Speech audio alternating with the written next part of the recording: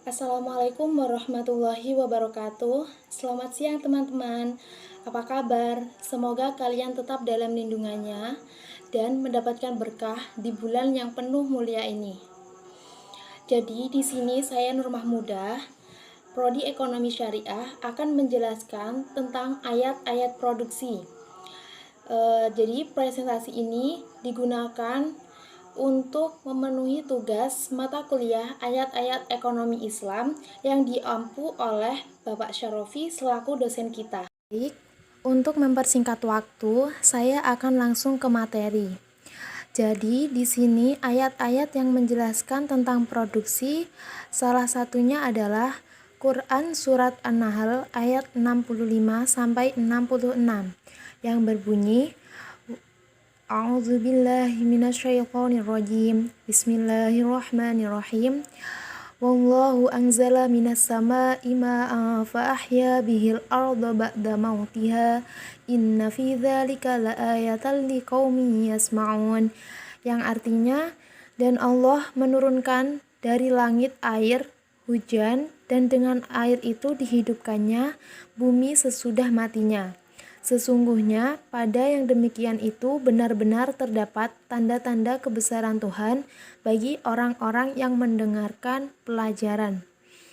Quran Surat An-Nahl ayat 65. Bismillahirrahmanirrahim.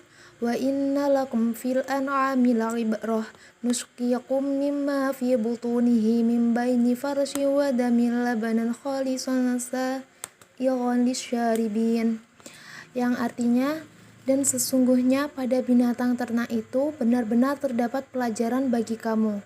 Kami memberimu minum daripada apa yang berada dalam perutnya berupa susu yang bersih antara tahi dan darah, yang mudah ditelan bagi orang-orang yang meminumnya. Quran Surat An-Nahl ayat 66.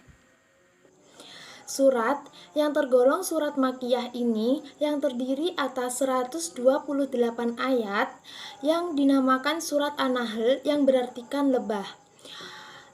Allah menurunkan surat ini disebabkan karena tidak wajarnya sikap orang musyrik dalam menisbahkan sesuatu kepada Allah Subhanahu wa taala, dan juga orang-orang musyrik yang tidak mensyukuri nikmat yang diberikan oleh Allah Subhanahu wa taala. Dan juga Allah menurunkan ayat ini untuk tujuan tertentu, yakni sebagai bahan perenungan untuk penyadaran diri akan kekuasaan dan kebesarannya. Kedua kandungan ayat tersebut sama-sama menjelaskan betapa besarnya kuasanya Allah dalam mengatur segala sesuatunya, bahkan yang dimulai dari hal kecil sekalipun. Di penjelasan pada slide ini intinya adalah ayat ini memberi peringatan kepada kita agar kita memproduksi yang bermanfaat saja bagi manusia. Di dalam ayat ini pun dijelaskan bahwa dalam memproduksi barang, kita harus memperhatikan rambu-rambu dalam memproduksi barang. Yang pertama adalah tauhid, yang kedua kehendak bebas, yang ketiga keseimbangan, dan yang terakhir adalah tanggung jawab. Al-Quran memiliki pengertian sendiri untuk produksi. Produksi menurut Al-Quran adalah mewujudkan atau mengadakan sesuatu barang atau jasa yang bertujuan untuk kemaslahatan manusia.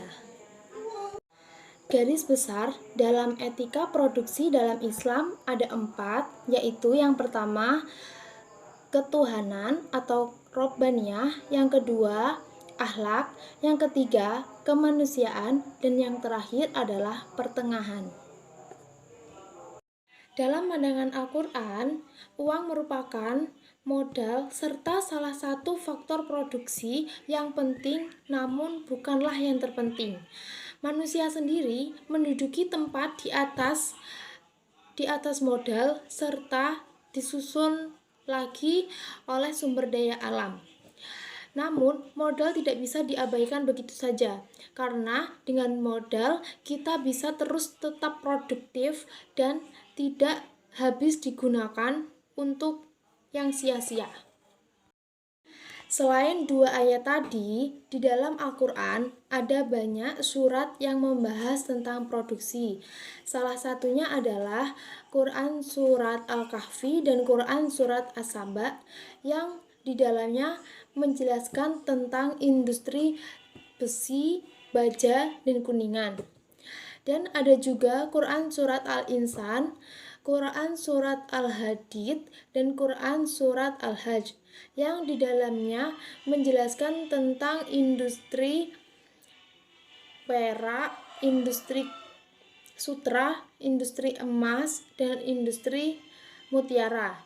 Dan di dalam Al-Quran terdapat banyak lagi ayat yang menjelaskan tentang produksi. Setelah membaca ayat-ayat di atas, dapat kita tarik simpulan bahwa produksi dalam Islam tidak hanya ditujukan untuk memperoleh keuntungan belaka seperti yang terdapat di dalam sistem ekonomi kapitalis. Produksi dalam Islam terdapat beberapa implikasi mendasar, yaitu yang pertama, seluruh kegiatan produksi terikat pada tatanan nilai moral dan teknikal yang islami.